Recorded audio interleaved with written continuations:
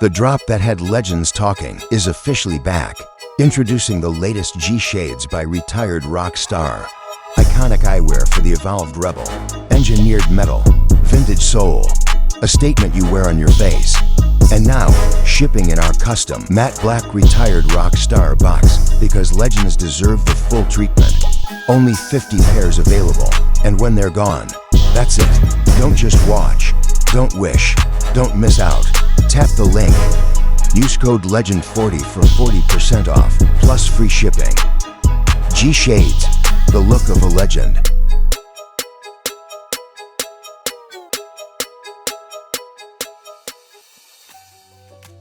This is about to be fun. This is about to be real fucking fun. Yeah, I'm looking forward to this. I'm looking forward to this for a while. All right.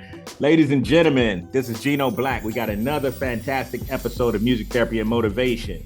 I'm your host, and today, this evening, tonight, good morning, good evening, whatever time zone you are in and on this beautiful planet of ours. I am talking to a good friend of mine. We go way back. We're going to talk a little bit about that. We're going to catch up. But we have so many stories, and he has so much experience and stories. You're going to learn something. You're going to be entertained. And hopefully you have just as much fun as we do having this conversation, because it's been a while since we got a chance to chop it up. And we just suggested, let's just air it out. Let's talk about it. Let's put the crumbs on the table. This is my homeboy. This is my brother from another mother. I mean, like, serious deep, my brother. This is David Amado. We called him Genesis when he was playing in the bands that we were working with back in the days with Power Blast Worldwide. Yeah. He and I became such good friends. David Amado, Miami, Florida. What's up? All the way from, thank you, sir. Thank you for having me all the way from beautiful Miami, Florida. It's a blazer out there today, but then again, it's a blazer every freaking day out here. 100%, bro. Man, I don't even know where to begin. We got. Let's just introduce people. Tell us who you are. Tell us your background. You know, kind of summarize who you are, and then we can start going into details or sort of veins and what do you call it? Branches. We'll branch out. Yeah. Well, I was my goal in life was to be a famous world touring musician, and that journey has taken many turns and pit stops. I started when I was in fifth grade. I started playing trumpet. And I played trumpet all the way through college. Mm-hmm. My dream at the time was I wanted to be one of those, those orchestral trumpet players that sit in the pit and the ballet is going on behind them and they're there and just black tux. Man, I love all that. Yeah, the discipline that was involved. You had to hold your horn a certain way. That's what I wanted. I wanted that. And when I was in college, Arturo Sandoval was a very famous Cuban trumpet player, taught in FIU, and I wanted to learn under his tutelage. I wanted him to be my teacher, but in order to get there, I had to audition, and that was a problem. I can play and have played as you in front of thousands of people, no problem, not even a butterfly. Right. But put me in a room with one or two people. It ain't gonna happen. It's just freeze. Freeze up. Forget your parts. Forget the runs. Forget the key you're in. So I was my own worst enemy. So I stayed away from that. Started producing, working in the recording studios. Took up bass playing because you could throw a rock in any direction and hit 10 guitar players. Mm-hmm. You could knock over every trash can in Miami. And 5 piano players rolled out. Definitely. But you can't find no bass players. So I became the bass player, and that's when the floodgates opened up. I started a band. Shout outs Elements of Soul. Interesting fact. We played funk, R&B, hip hop. It was like a whole mixture of stuff. And we were sitting in the back of my house one day, and we was like, "Yo, we got to come up with a name for this music." It's a true story. I never got credit for this, but I'm going to release it here today. This is exclusive. This is exclusive. I already know where I'm going first. Go. It's exclusive. So we was like, "We got to come up with a name for this. A name. So I was thinking, and I says, "Well, what we do is soulful. The name of our band is Elements of Soul. Mm-hmm. Why don't we name the music we play New Soul? And everybody's eyes opened up, and it was like, yo, that's fire. Let's go with it. Right. Years later, somebody hit Neo Soul. There you have it. New Soul was just a fart in the wind. Never happened. So I came up with the term New Soul before Neo Soul. You heard it here first. Yeah. Oh, Lord, you heard it here first. Man, you got to file a discrepancy with somebody, bro. Got to get your credit. But that leads me to my first thing I want to talk about, though. Perfect. You came up with that. You came up with that name. This man, ladies and gentlemen, if you're listening on Spotify or iHeartRadio or Apple, if you're watching on YouTube, look at my face. If you like, seriously, this brother right here, he is the self-proclaimed, crowned, and I got a cosign, the band name king. Yes. Now, if he was talking, need a bad name, you got to get with me. He was talking about naming a subgenre, right? But as I knew him over the years, he has been the guy to always come up with the dopest band name, no matter what kind of project you're working on. Tell us your gift for the kind of how you put it all together and some of the bands that you named. Oh man, we were one of the projects we named. It was a band. It was like a hip hop live band, with a bunch of brothers. I think we was doing it together. I'm not sure, but I called it Black Flip, and I inverted one of the letters upside down. And man, everybody was loving that. Oh man, Black Flip, Black Flip, Black Flip, Black Flip. What year was that? You recall? Oh man, I don't recall the year that was. I don't recall the year. 2000.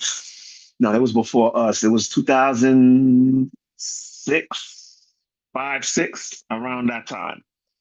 Okay. Black Flip. I came up with Elements of Soul with a Z at the end instead of the S. We came up with the Z at the end. Mm-hmm. We had what was the name of the one we did? Oh man. Limited Addiction. That was one of my favorites. Yeah, that's still a dope one of name. my favorites. Dope fucking name. Yeah. It is a dope fucking name.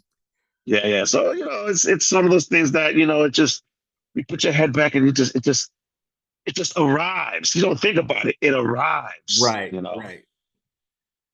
That's crazy, bro. And so, hold on, lost one of my lights here. I'm gonna have to edit that. What's going on here? One sec, bro.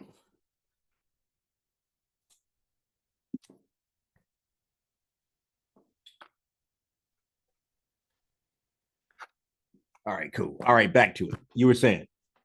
Yeah, no, so it's just something that just comes to you. It just comes right to you. Mm-hmm. Yeah, you always had a knack for that, man. There's a lot of other stuff that you just like really creative and whatever it was, it could just fit. Like, and it's like we all look at each other like, well, duh. Why didn't we think of that shit? Yeah. It was awesome.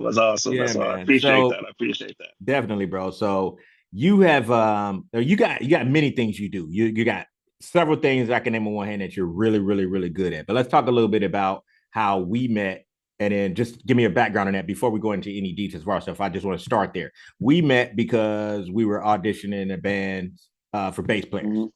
Yeah. Shout out to Styles of Saturn. And then we went on to continue to do more stuff after that. But as a bass player, you had mentioned earlier how when you were the bass player, because everybody couldn't find a good bassist, things opened up for you. Tell me how that started around that time frame and how you became like the go-to guy, and then lead up to, because you played for some big shots. You played for some high-level individuals. So talk a little bit about that. So it started with, I was not even a year on the bass. We're talking about a couple of months. And I, being that I played trumpet for most of my life. I had a very good foundation. I had a good foundation in music theory and reading music and things of that nature. So it was just a matter of not learning the music, but learning the technique, learning how to play a bass, where the notes are. So one birthday, I just went to the music store, Musicians Discount Center right here on US 1. Okay. Shout outs to them. and bought my first bass, and I bought the book, How to Be a Bassist, or my first bass book, or something like that. Right. And it was Did you get Mary Had a Little Lamb. did you buy the book separate, or was it the value pack set? No, You know, it was a separate deal. It was a separate deal. I knew that much. I knew that much. So no, I got the book, and it was like Mary Had a Little Lamb and Row, Row, Row Your Boat. Right. And I was just rocking out with that for a while, and learning the scales, because scales is, back then they told us that scales were important. Now you know that maybe not so much. But anyway, Right. I just learned it and learned it and learned it. And a couple houses down, they had a band.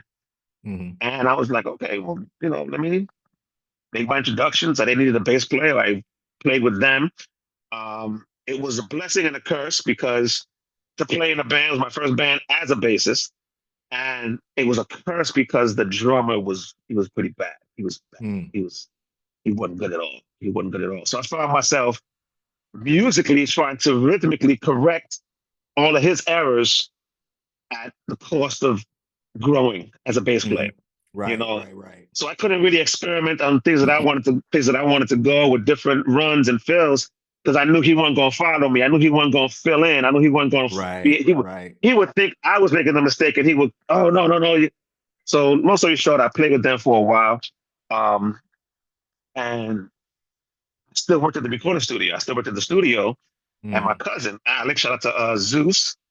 He plays an amazing drummer, and you've heard him. He is absolutely incredible. He's incredible. Incredible. I mean, best drummer I think I've ever heard. And got with him. I'm in the studio. Gio, there'll be days I was in the studio, and I know your listeners will be like, "Yo, that's incredible." I will be there days in the studio, hours, 6, 7, 8 hour sessions, and nobody was there. I was in there by myself, just swinging in the chair, calling people. Hey, I'm in the studio. Y'all want to come and record? Nah, yo, we good. Nah, we good. Hey, yo, I got the studio till midnight. It's 5 o'clock in the afternoon. Bring the band. Come on. Nah, we good. G, we good. Rappers wouldn't coming through. Nah, we can't. We don't got no beat. I don't got. So I was sitting there. So I would call my cousin to come over. He would bring his guitar player. He would bring his bass player. He would then, through the walls, people would hear us. And every once in a while, somebody would walk in. One guy walked in. He became the singer. And we just crafted this whole vibe, And we initially, it was another name I came up with. It's called the Book of Love, because it was just a bunch of people that was like different chapters of a book, because you're a rock guy, you're a hip hop guy, you're a reggae guy, I'm a funk guy. So different chapters creating one book of love. That's where the concept came from. Okay. We couldn't go with that because there's a band already that exists called the Book of Love. Damn. So we had to change it to Elements of Soul. But once I got with Elements of Soul, I was able to like really flee. And then that band was crazy because we used to switch instruments. Like I would play bass on a couple. I would play keyboards on a couple. I even played drums on a track. We're doing this switch live on stage. Okay. Giving them a real show. Yeah. And we had a good run, man. We were doing the whole live band circuit here in South Beach. That's where the South Beach used to be for locals. Now it's for tourists. We turned it over. Yes. Yeah, we turned it over. It's changed a lot. A lot. And more so now. Yeah. And long story short, the band grew to a point where we just felt that we needed to move the band or separate. So the plan was to move ourselves to New York. That was the plan. So while the singer went to scout to pay to do some reconnaissance, we stayed here, and each person got different projects. My cousin got disbanding. My cousin got signed to some record label with some band. I needed a drummer temporarily. The trumpet player, he went on the road. The bass player, he went on the road. I got with a band. That's where most of my experience came in when I started touring. And that's kind of where. And then we came into contact, like right around that. So that's like in between my road gigs, I was local and, was looking for stuff here locally. Right. Yeah, that I don't even remember what year that was, man. It's just so many damn years when we first Yeah, met. it was a long time ago. That was It a was long a time very ago. long time ago. And then we worked on that project. Then we worked on another project. We worked Yeah, we worked on a few. And I guess that's just yeah, kind of how we got closer than yeah, like kind of yeah, everybody else was. Um, in addition to that, though, you playing with the local bands and the regional bands.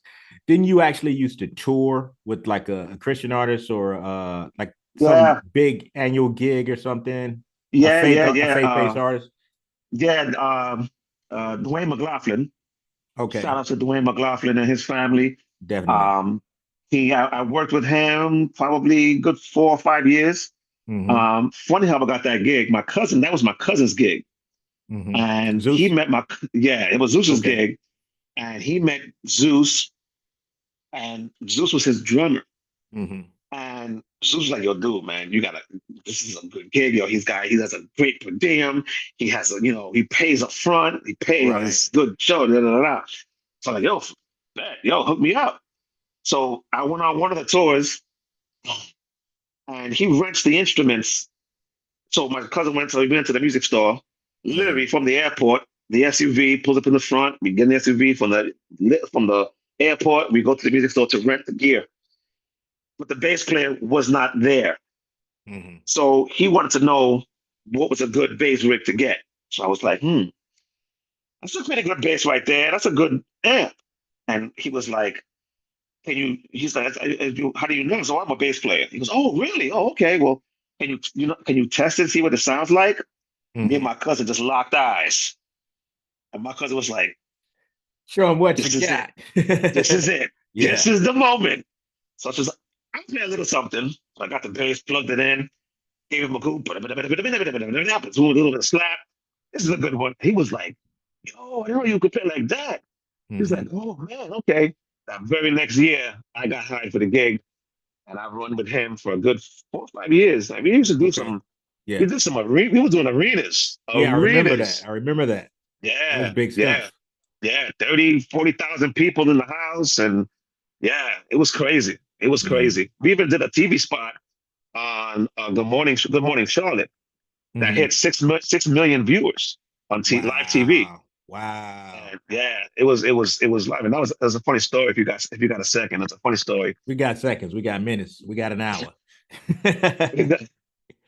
We showed up we did the arena in Greensboro, North Carolina, Mm-hmm. and the people from Charlotte, Charlotte, Good Morning Charlotte was at the show. They're like, look, I know you guys are leaving tomorrow, but we have an open spot on Good Morning Charlotte tomorrow morning. Can you guys make it?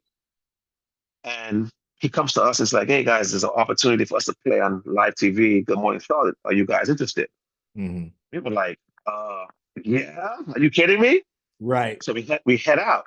Now, prior to every show, he'll send us like a CD. Okay, learn these 5 songs, and these 5 songs, have them ready so that when we could perform any of these 5 songs. No problem.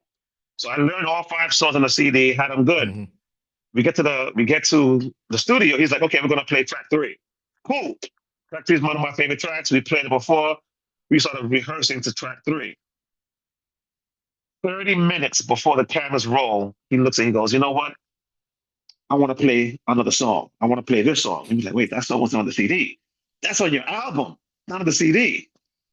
We've heard it, but we've never played it. Right. You've never rehearsed it. And we're like, dude, the camera's gonna roll in 30 minutes. Like, no, this is the song we're gonna play. So the keyboard player, shout out to Kaz, uh, he um, he was like, I know that song. Because he's like a music savant. This guy is like Okay. crazy with it. Gotcha. Keyboard player, he's like nuts. So I was like, okay, cool. This is what we're gonna do. We got those big giant oak tag project board papers, those big giant boards they use for like cues and stuff. Yeah. And Kaz wrote out note by note the entire freaking song. He wrote a giant Everything, chart. a giant chart. And, and my cousin's wife was holding up the chart right next to the camera. Mm, So mm, as mm. we're playing the song, it looks like we're looking at the camera, but we're reading the music Genius. directly next to the camera. Man, we pulled it off like flawless, flawless. Genius. Shout out to Kaz Genius. Weinberg, man. That guy is a Badass. Boy. You Shout can out to find that him. brother. Shout That's out to that that's brother. that's dope. That's dope. And then in addition to that, you played at like celebrity events and stuff too, right? Correct. Did you have to Correct. sign NDAs or can we name a few names? There was a few parties that I can't talk about,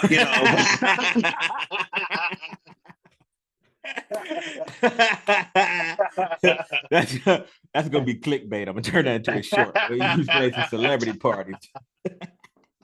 Yeah, I can't talk about everything, but yeah, no, there was. It's let me tell you, it's been a blessed run, man. I got some time with Backstreet Boys. Mm-hmm. Um, I did a run with Howie, who was he did a solo thing. Right. We went overseas. We did what did we do? We did Spain and Italy and Spain, Italy and Mm-hmm. Spain with him. And then a couple of years later, we went back out with the whole group, all the Backstreet Boys, minus I think Kevin wasn't on that tour.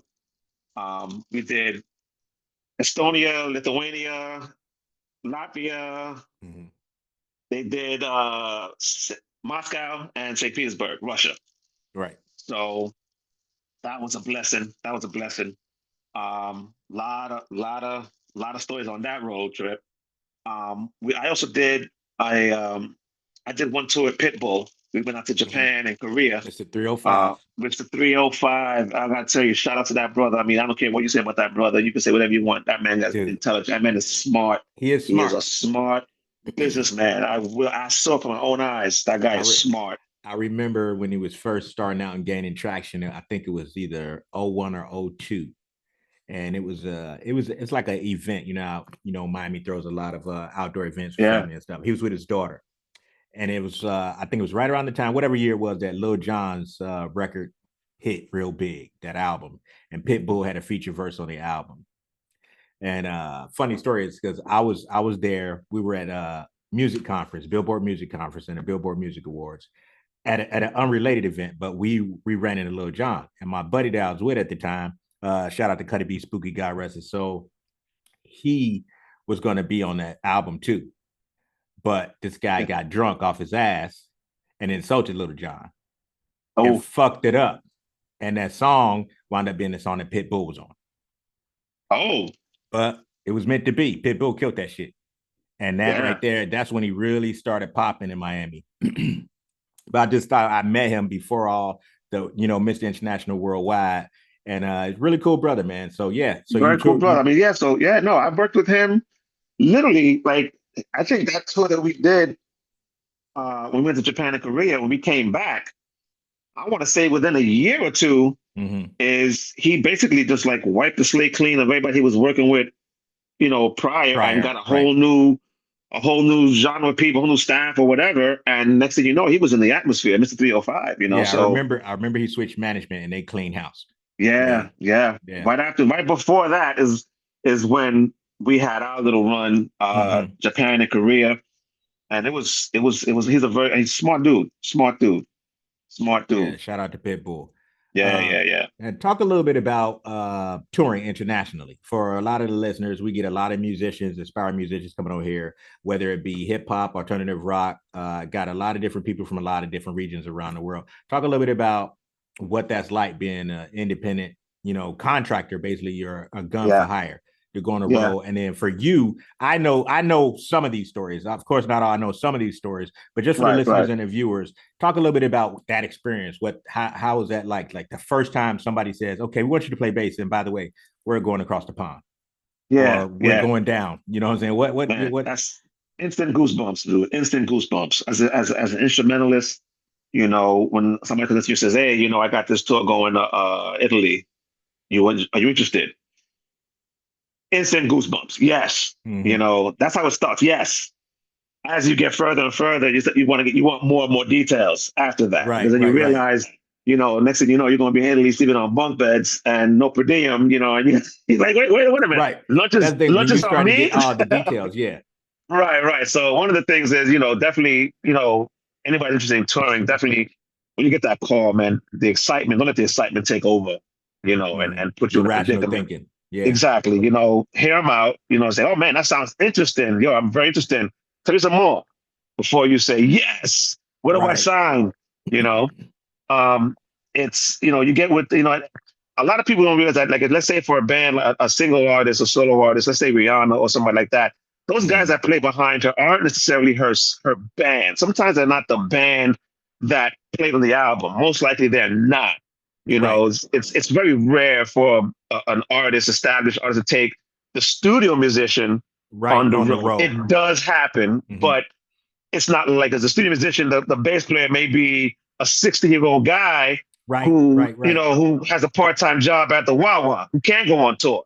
But Exactly. you have this guy with dreads and he looks real good on camera. He could play the part. He didn't write it, but he could play it. He's Yeah. going to go on the tour because he has the availability. Yeah. So it's very possible to get on those tours with those artists. You got to get with those touring companies. You got to get with those tour managers. You got to get with Mhm. those people that are in the management company, not necessarily the artists. If you can get to them, great. I did it through management. So That's what I I always recommend people. yeah, yeah, Don't try to go to the artist. The artist has enough on their mind. Go to the yeah. person that's handling that person's affairs. Exactly, Yep. exactly. And I will go through the management, whether it was the band manager or the guy I dealt with. Shout out to George. He had the connections with promoters overseas, Mhm. and he was like, "Look, I have access to these artists, and we can bring a show to you. Here's my package. Oh, cool. Bring them to my club. Bring them Mhm. to my venue. Bring all the arrangements." Now he puts the band together, and hey, can you go? Can you go? Hey, can you go? So a lot of that came through that type of stuff. I did a couple of tours with the USO, which was Mhm. awesome. Playing for the military Mhm. overseas. Oh We yeah. did a couple of those. And those you just have to, you just contact the USO. They have a whole department. You Mhm. present a good presentation. That part is you and management. I just I just show up for Right. rehearsal. Exactly. Once the ink is dry in the contract, call me. I'm good. I'm there. I just want my money at that point. you know, and let me tell you, going out there, I mean, I've been blessed. I've been to over 35 countries, Mm. toured several countries, played everything from salsa, merengue, pop, hip hop, Yes. Very all that stuff. multi-talented. And you like to Yeah, blend genres too. yeah. Those are the Yes, ones you that do. are my passion. Those are my Yeah. passion. But touring is definitely, for me, it's like you made it. It's like making it for a little while. Hmm. Because when I would go over there, you are the celebrity. You are a celebrity in the Yeah. people's eyes. You are just as famous as the person you're touring with. I've had getting out of cars and getting out of places when you get the press coming at you and you get the clickety click. Right. You with Backstreet especially. Oh my God, we show up at the hotel the first night. We got to the hotel at 2 in the morning from the airport to the hotel. We walked into 500 girls in the hotel lobby when we got there. No clue how they knew what hotel. And that lobby never emptied out the entire time. No matter what time of the day, it was always girls at that, like, knock on your hotel room door. Hey, can we come in? Can we come in? Yo, it's crazy. It's crazy. And just in case people missed it, this band again is the Backstreet. The Backstreet Boys. Yeah. Yes, yes, Backstreet. he's playing with the Yeah. That Backstreet was, Boys is complete mayhem. yeah, it was crazy. It was people threw us up in front. This one girl threw us up on the bus. We're driving. She just jumps on the bus. Damn, Please stop. Stop. Yeah, it was crazy. damn. But a lot of fun. A lot of fun. Um, so definitely, it's once you get that call, you know, make it happen. And the number one important thing, and I know a lot of people listen to this may not be travel ready. Hmm. Get yourself travel ready. Get that Thank you, passport. thank you, thank Get you, that thank you, passport. and thank you. Don't wait till you get that call. Say yes, Hmm. and then go get your passport. Nah, Yes. No, because especially nowadays, it takes so long to get a passport now. Even if you pay for yeah, expedited, it's still backed up. it's still They backed up. they've been backed up for renewal. Even for it was a couple of years ago, I had a renewal period, but that's still backed up. And then Yeah, I was told not maybe it's almost a year ago. one of my relatives got married down in Mexico, and so some people waited to the last minute to get their passports and almost couldn't make the wedding. So yeah, Yeah. definitely back to the musicians. If you want to play, you want to go on the road, you want to be ready, have your passport in advance. I Yeah, have that passport ready to don't go. don't don't blow Ready your to income go. tax check. Go buy your passport There for you real. go. There you go. Just paid a little I bit mean, of and money. don't and speaking about blowing money, don't blow your money overseas, Talk about because it. Talk about it. let me tell you, dude, oh my God. The money for touring, and everybody wants to know dollars and cents. Yeah, let's talk about it. Dollars and cents, you're not gonna get rich touring. Not But as the bass player or right, the guitar player. You're not gonna get rich. but You you're could a make some working money. musician.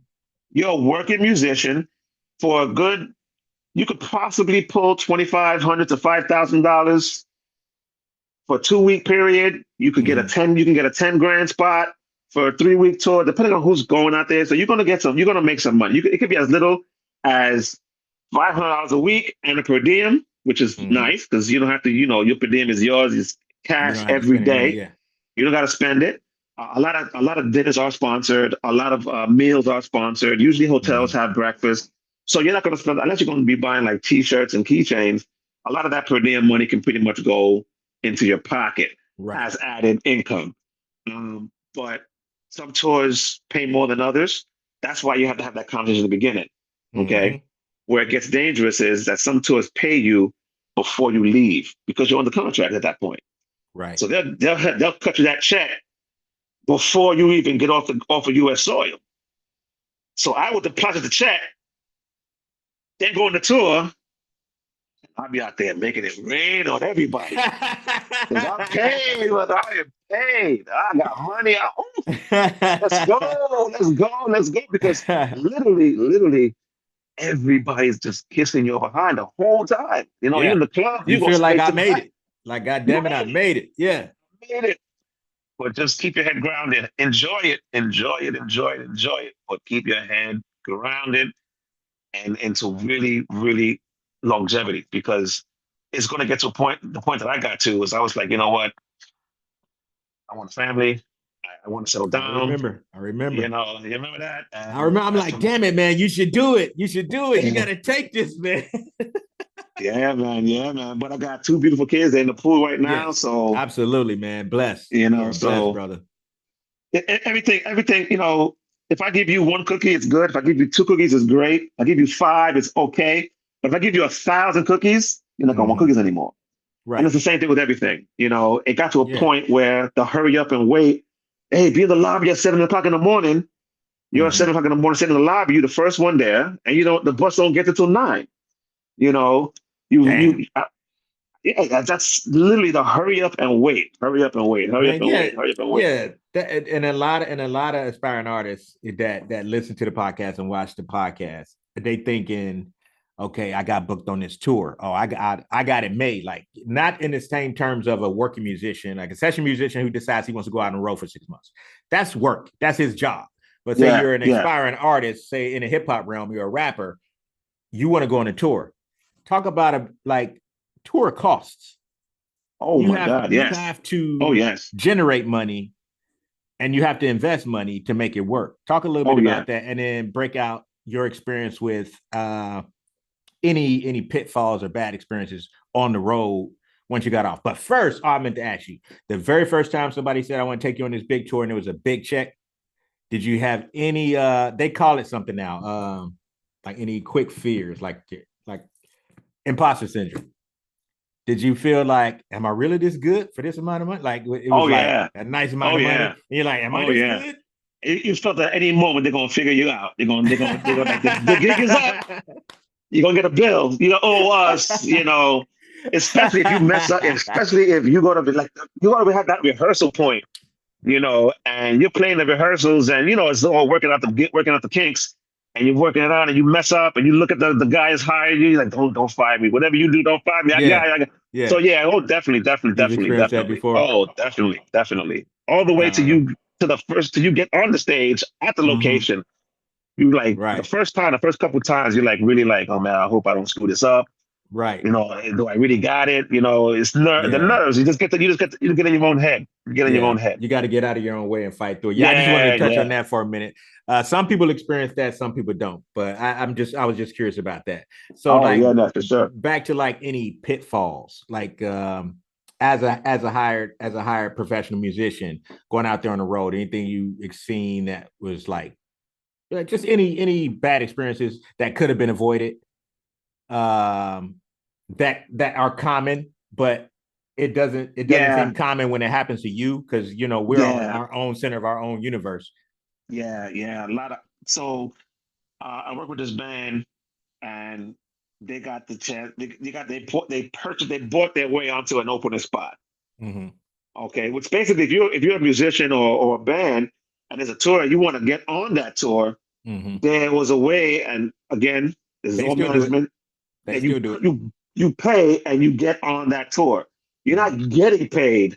You're paying in Right. them just to have a couple of minutes to open for whoever's going to be Right. running For the whoever's opportunity. the headlining. You know, and that's where you go into a lot of your pitfalls because you're responsible for the transportation Mm-hmm. of You got all to of your get yourself equipment. everywhere. You got to get your stuff because you're not going to use their equipment. You Mm-mm. could use the PA. You could plug into the system, but you got to have your own drums, your own amps, your own mics, your own everything. And Mm-hmm. sometimes bands don't, or artists, if you're a rapper and you have a DJ, your DJ got to bring his own controller. He's got to bring his own Yep. stuff. You can't use house stuff. And there's not gonna, and they may be nice enough to let you use some of their grips and some of their, stage hands to move it Mm-hmm. on and off, but it's a lot of It's that. So a not lot of it's that not pitfalls, guaranteed. right, That's on you. right, Yeah. right. And then you got to research the country you're going to because sometimes bringing this equipment into the country, you're going to have to pay some kind of a fee or based on weight or cargo or because Right. I meant, Right. there's a lot of that happening as well. Some countries require you to have a visa to go into. Mm-hmm. You can't go in without a visa. I went to Egypt and you need a visa to go to Egypt. Who knew you need a visa to go to Egypt? Mm-hmm. So you need And was visa to that go was to. that just like a temporary work visa? It was a guest a visit, just a visit. Okay. It was Okay. we was Gotcha. only we were there for less than 24 hours. It was an in and out Okay. type of a deal. That's a whole other story. That's a whole other story. I could keep here forever with that one. And then you got That some was just great scary. photos there too. Got some great photos, great experiences. That was one of my greatest traveling places Yeah. was to sit at the pyramids and just look at the pyramids and be like, oh my God, I can't freaking believe I'm Yeah. sitting right here at the foot of a pyramid. Beautiful, But brother. but definitely you gotta, as an artist, don't leave it all to the management to be involved, be Mm-hmm. much involved because at the end of the day, you're the brand, you're the name. If I'm, ABC rapper and Mm-hmm. my management screws up a deal, anybody gonna want to work with me? It's me they're not gonna be hiring. Exactly. I'm the one kicking off the tour, and you can't get kicked off of a tour. It almost happened to Easy. me.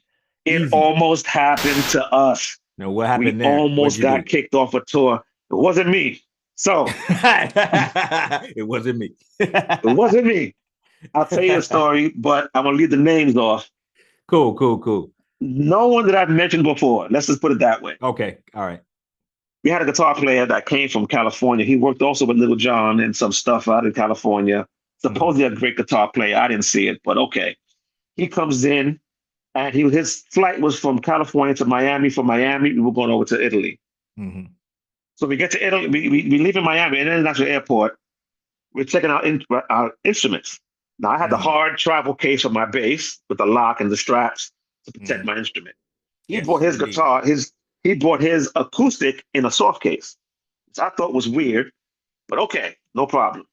So we get to the You got to airport. be road ready, bro.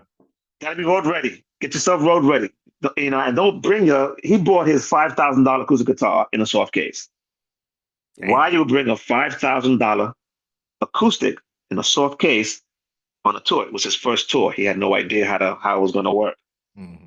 So by this time, I had knew the ins and outs. So long story short, he refused to check his bag through TSA. He refused. Absolutely, hands down, was not. This guitar is coming on the plane with me. And we were like, well, not me. The management was like, dude, we're going to Italy. It's a full flight. What are we doing here? Right. He refused. At the end of the day, the tour company had to buy tickets for the guitar Damn. to go and to come back to the tune of like $10,000. So the tour company had to come out of pocket 10 grand just to buy this guitar player Let's a see. seat for his guitar. Now, you must be the baddest guitar player ever at that point. Because You now would think. you would think that you owe them for making this accommodation. Not this brother. This dude liked to drink. He loved drinking. Mm. And to the young artists out there, when you're on the road, don't drink to get yourself drunk. Nope. Don't do it. I can Don't do attest it. to that. I can Don't attest do to it. it. Because if I can't know if I can curse on it, but if Yeah, stuff yeah, yeah, pops man. off, if shit pops off, you need to be Chris. If you got to run, Yep. you better make sure which way you going. You don't want to run into the danger as opposed to running away from it. I've seen Right. that happen too. Long story short, this dude gets drunk. Night one, he picks up a garbage can and throws it into an ATM. Damn. Dude, what are you doing? Guys doesn't speak No, English. where are you at? Where are you at this We're in point? Italy. We're in Italy. Okay, okay. What We're town? in What Italy. town? You remember? You recall? We're in Naples, Italy. Oh shit. Okay, go. Naples, Italy.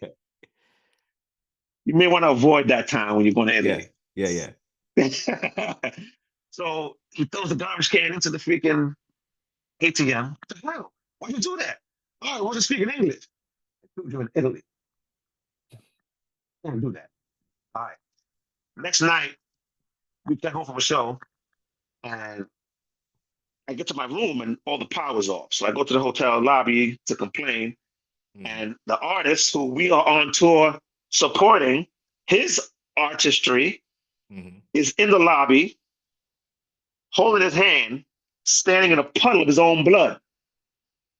This guitar player is standing over his shoulder. I'm so sorry, man. I'm sorry. My bad. Oh my God, I'm so sorry. I'm so sorry.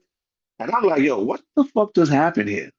Right. We were play fighting, and I threw him on the ground, and he got a hand. Play They were fighting. both drunk. They were play fighting. They both Oh were drunk, shit. and a nail went through this guy's hand. They were doing some construction, and they had a nail went through this guy's hand. Damn. Oh, I'm like, dude, we're gonna get kicked off this tour, and we're gonna lose our money. Yeah. What are you doing? Call 911. Call 911. Idiot. We're in Italy. There is no 911 in Italy.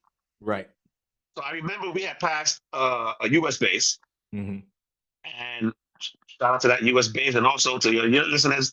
If you are stuck in a situation overseas, you have, with your passport that you got, you can make your way onto a US base where you are given any benefits and privileges as an American on that Correct. base. Yeah. Medical help, That is considered American food. soil on That that is base. American soil. If you are in a Yeah. trouble, go to a military base before you go to some random clinic.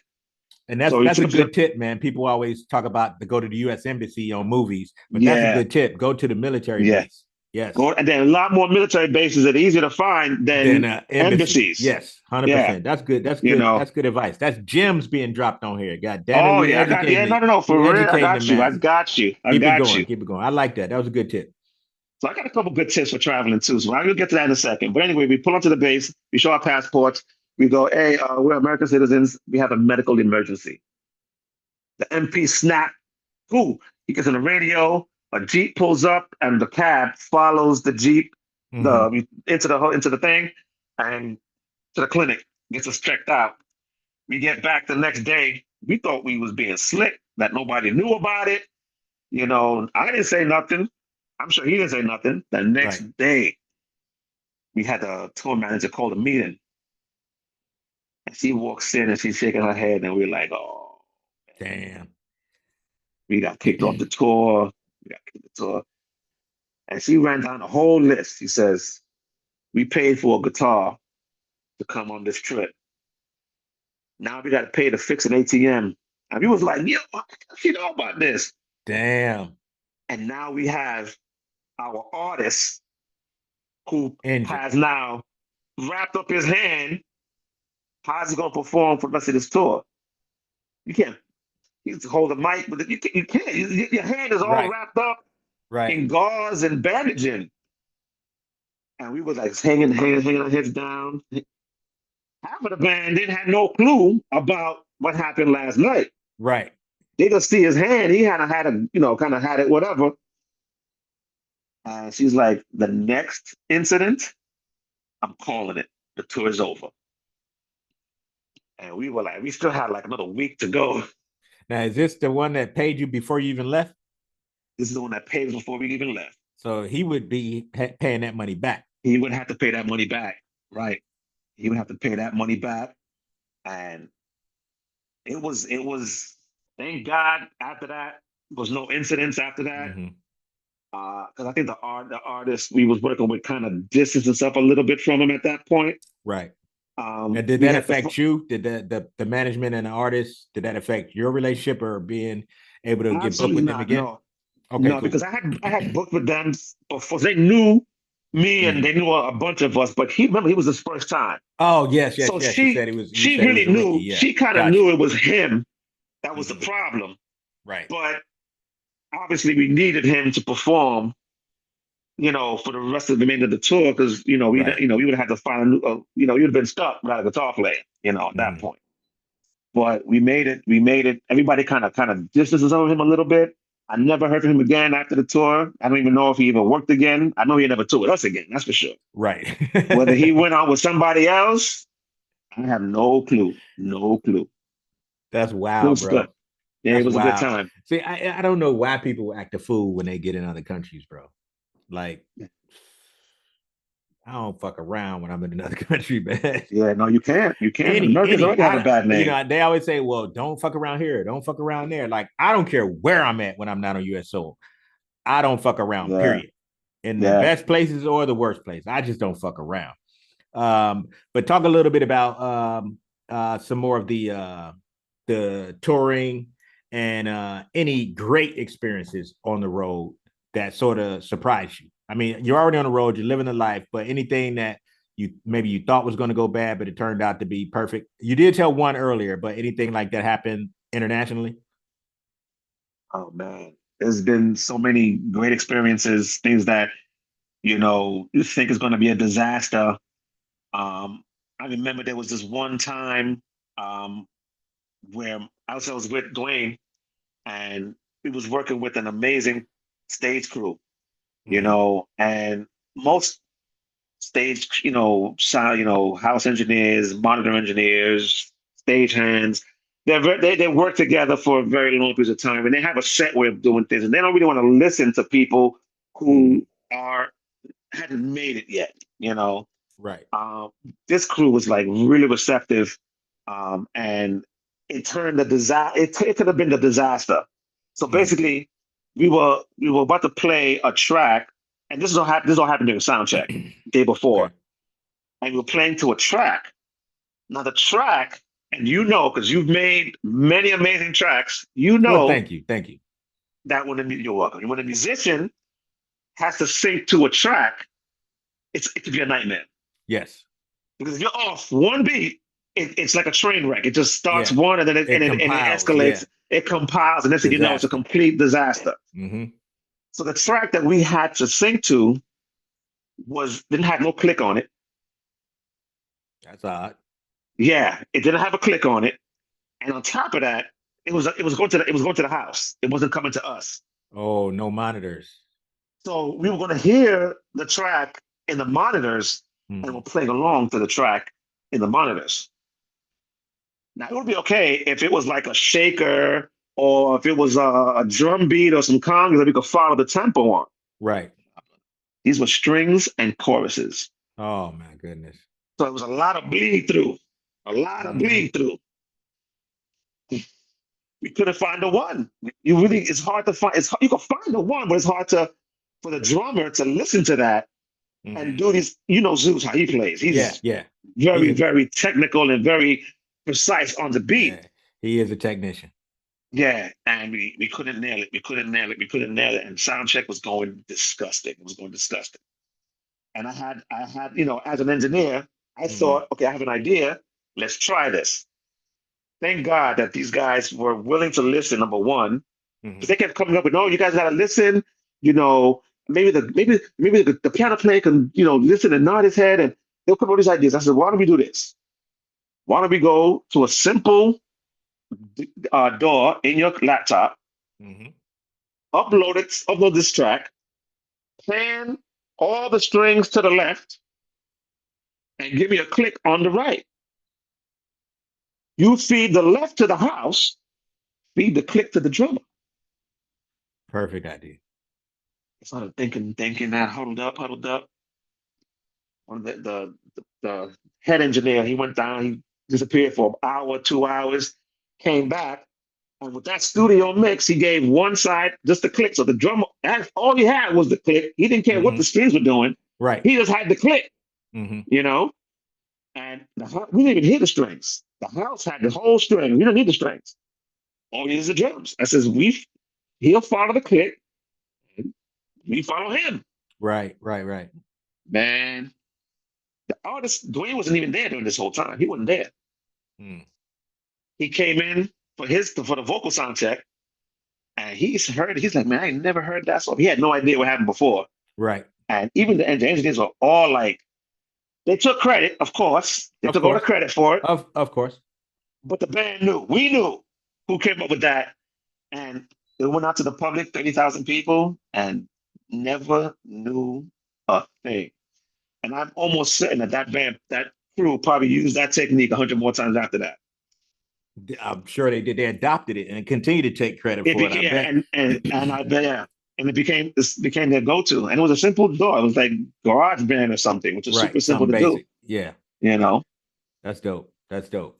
And okay, so you also, well, you do a number of things, man. Let me see what I want to talk about. I could listen to the road stories forever, and I know the artists that are thinking about. But real quick though, just a sidebar from that general conversation. I find like artists today are not even trying to be road ready.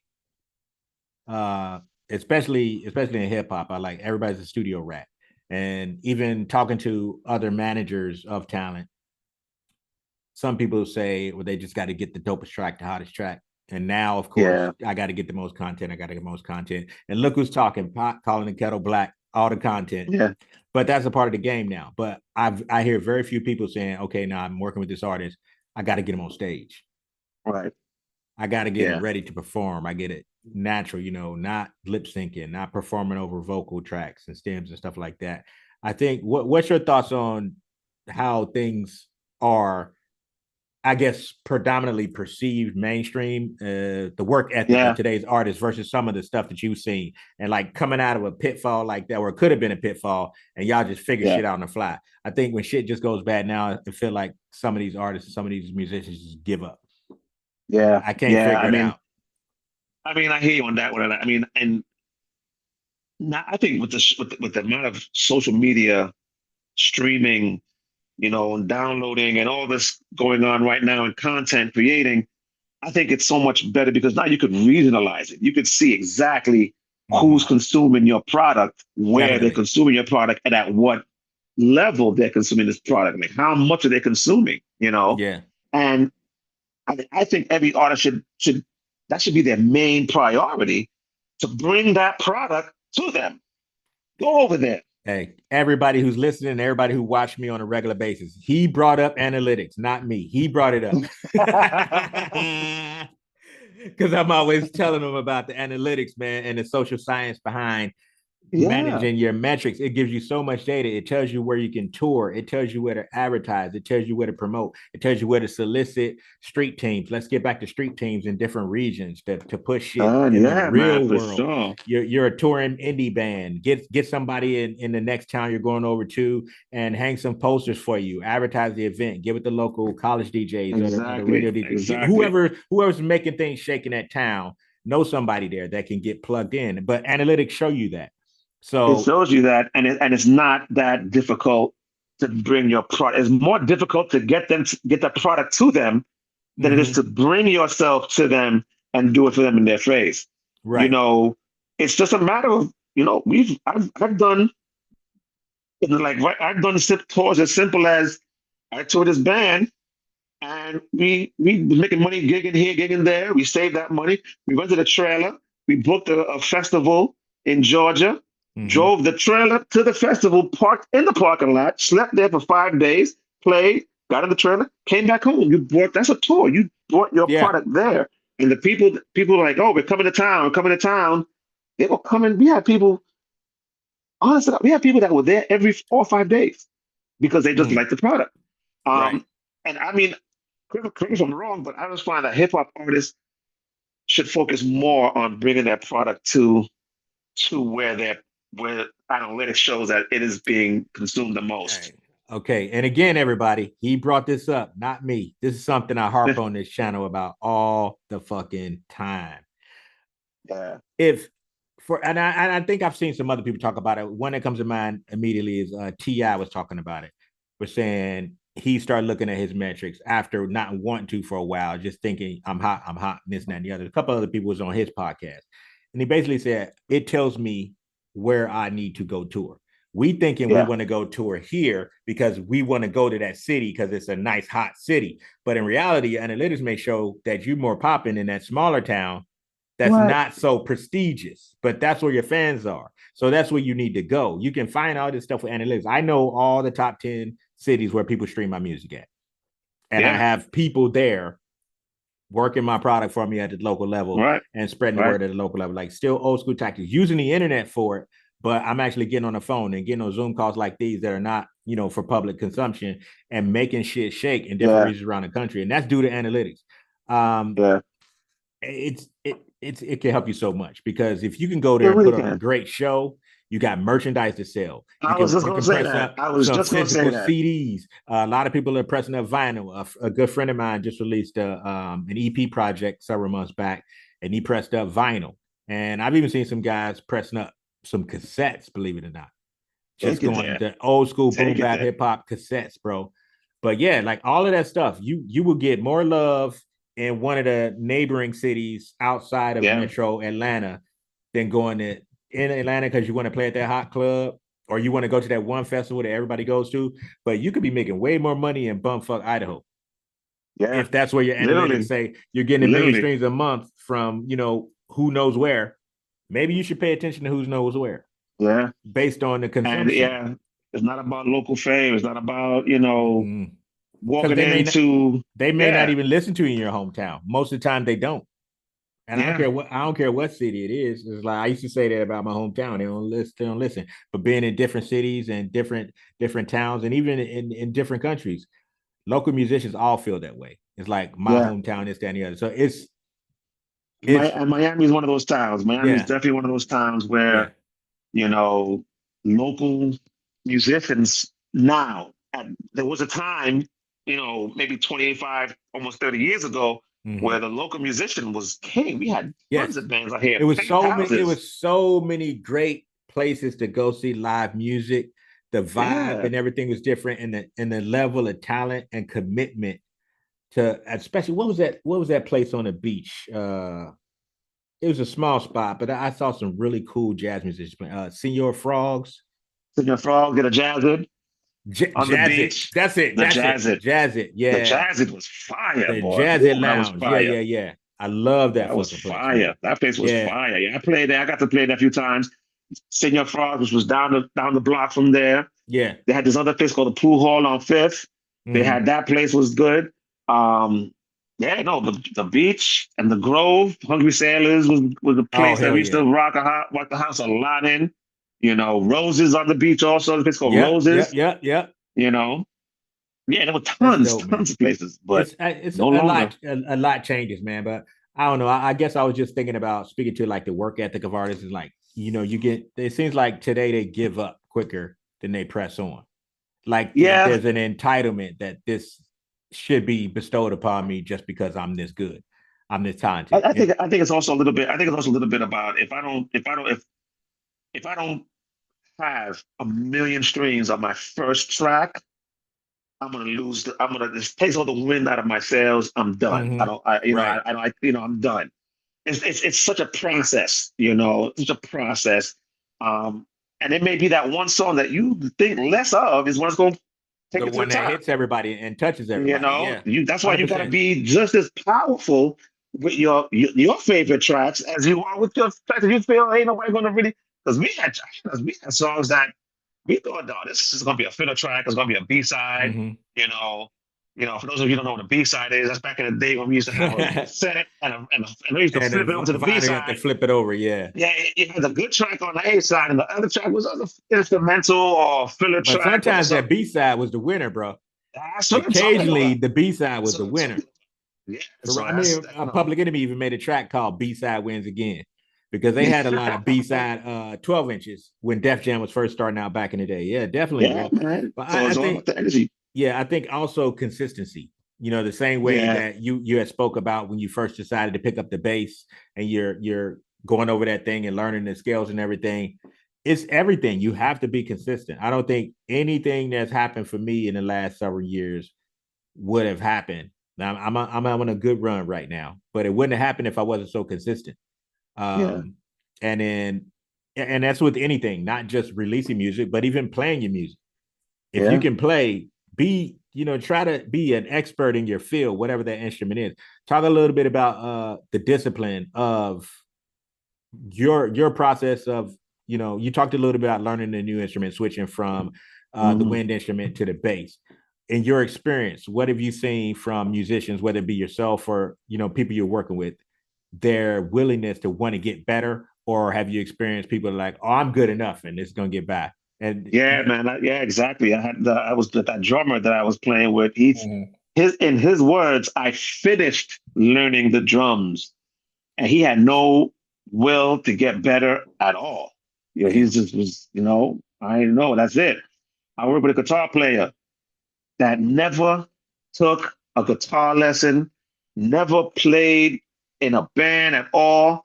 He was a guitar center musician, still to this Mhm. day. He would go to Guitar Center, grab a guitar, and shred like you think this dude was auditioning for Nirvana. He Damn. was ridiculous on the instrument, ridiculous. And I knew the guy, and I was like, yo, let's do a band. Let's start a band. So I got, put some people around him, Mhm. and the dude he couldn't play, he couldn't hang, he couldn't do anything because Damn. all he was a show musician. He was getting there and those the Right, right, taps and right. the taps and everything. He had it down pat. But we were like, okay, we're gonna do this. We're gonna start with give me a G minor, flat to second fifth. What's that? All right, make it easy. Give me a C chord. I don't know. Is it like this? So Ooh. he was like, dude. I was like, dude, take lessons. You're there. You're right Mhm. you're right there. Just take it to the next level. Yeah. Learn. He refused, and we couldn't play. It got to the point that we wound up just not playing with him. We had to disband because the guy just couldn't hang. He was dope. He was dope. He had like 18 guitars in his house. No, the guy was ridiculous. He just wanted to be Eddie Van Halen or uh Yeah, he would go to Guitar Center literally every day because he used to work across the street, and he would go there on his break every day and just shred for about a half an hour and go home. Everybody in Guitar Center knew him, damn. and they all, he's a good guitar player. I said, no, he's not. He just let you know, think he's a good guitar player. He can do a solo, put on a He 5 minute can solo performance. or That's it. everything, but I can't do anything else. And then on the other end of the spectrum, my cousin, shout out to Zeus again. I mean, I Mhm. admire that cat because that cat, I've seen it. I mean, I was there. I've seen his process, you Mhm. know, where he would just get in the zone. You can't talk to him before a show. You just gotta let him do his thing. He just Mhm. disappears. Like an hour before he performs, he disappears. You see him in the back, warming up, doing all kinds of different exercises. And this was consistently all year. You know, this is my cousin, I know my whole life. Right. And I remember when he picked up the first drumsticks. That's how he was the whole time, practicing every single day. And not on the full drum set, gets a book, sits there and taps on the book, Mhm. taps on the mattress, in the car, on the steering wheel, tap on the steering wheel. So it was a constant, and it shows in his playing. The guy's a Yeah. beast. It's a beast. That's consistency. Yeah, it's a beast. Your voice is kind of chopping up a little bit. Oh, sorry. Is my better now? Yeah, much better now. Yeah, yeah. Zeus is Okay. a beast, Okay. bro. He Yeah, no, is he's ridiculous. he's incredible. He's incredible. Okay, so then also, my brother, you're a DJ. Yes. Talk a Yes. little bit about that part of your life, being a professional hired hand as a DJ. A hired hand as a DJ. It's to stay. I mean, I don't play bass as much as I do so anymore. Backed away from that a little bit. Um, and I just gotta be touching the music at some point in some kind of way. I Mhm. started DJing back in '91. I got myself two turntables, the mixer, the big old speakers, vinyl. Started Mhm. doing parties, and I've just been doing it ever since. So now that I'm kind of, in the age that I am now, and I said, you know what, I could just do a simple, 5-year-old birthday party or Mhm. a quick wedding, uh, a sweet 16 party, an anniversary party. I got a couple of corporate gigs. I did a couple of Mhm. Special Olympics events. So I got a Okay. couple of corporate sponsors that help out with my gigging. Um, it's just it's one of those fields that also is getting flooded with Mhm. nonsense. You Yes, know, indeed. Talk about uh, it. is getting flooded with nonsense. Um, Everybody wants to be that EMD ultra DJ that Mhm. spins that music and makes the crowd go insane. So they go to the call That's center ultra. again. He's referring to Ultra Music Fest for those that don't know. Oh yeah, it's a Ultra electronic Music music Fest. fest. Yeah, Let yeah, me yeah. boom, boom, boom, boom. Anyway, um, Don't be talking about my people, man. no man, I'm gonna talk about them. I'm gonna talk about them. You know, so you got these DJs that go out, buy themselves all the equipment. Mhm.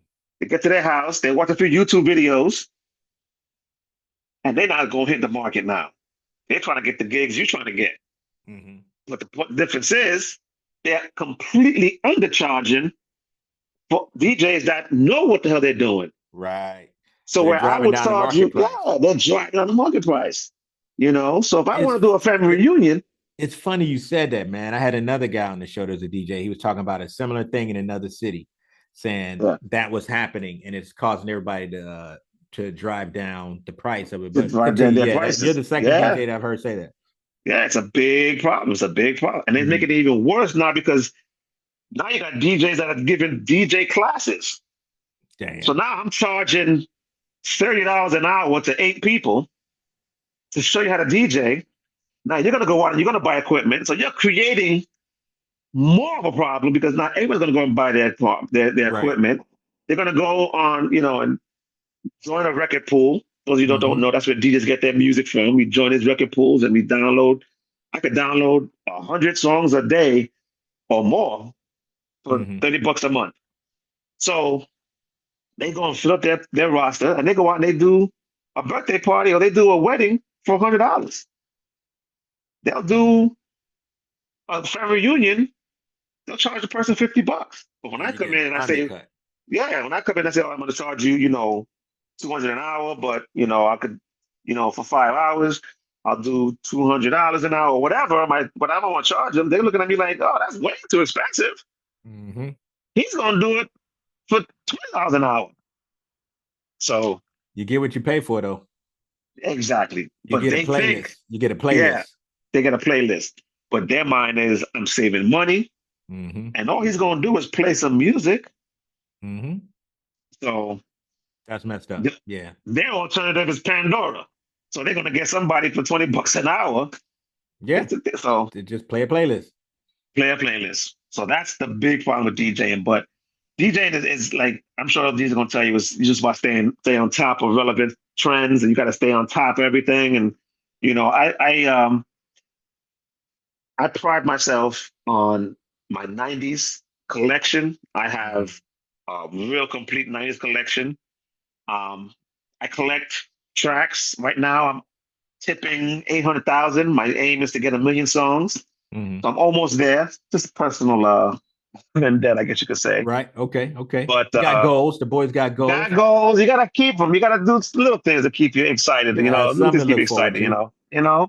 I also do this. I host every Tuesday night at Kendall Ale House. Shout out to Kendall Ale House. I host Tuesday night this thing called Game Show Local, and it's You've been basically doing you that go for a in. few years, right?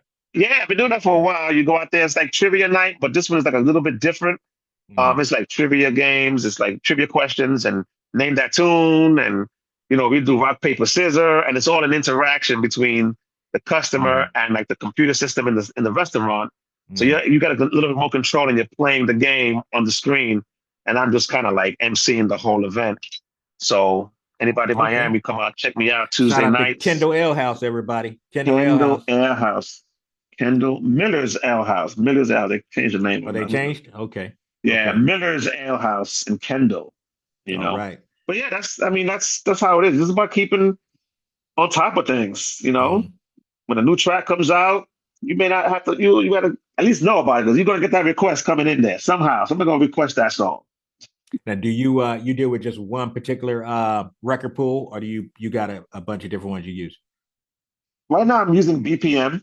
Mm-hmm. Um, it's all right. It's all right. What I don't like about BPM is they used to be able to get everything under BPM.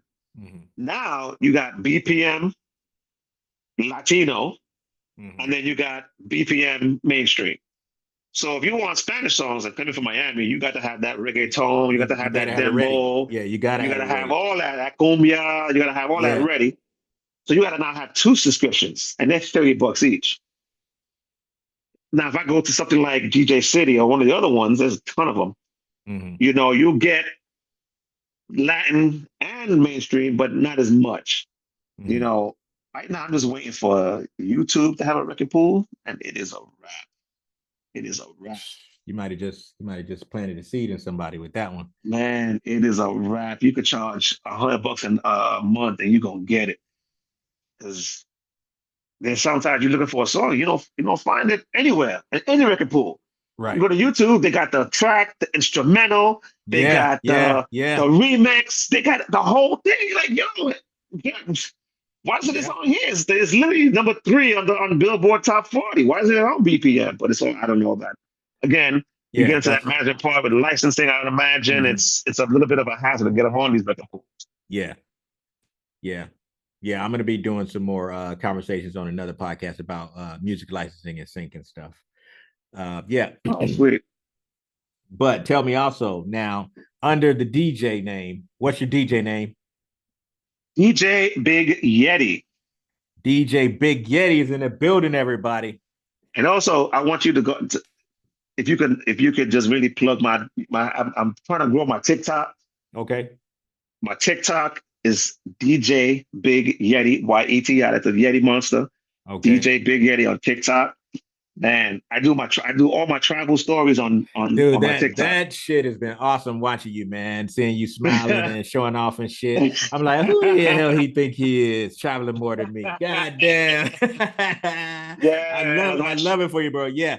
I'll make sure that when I post this episode, I'll put all your links in there so people can follow you and help you grow that TikTok, man. Man. All my travel, really cool stuff. Really, really cool stuff. Yeah, my travel adventures go on my TikTok and a couple other funny things. I like to play a fool, I like to be, play the clown, but definitely.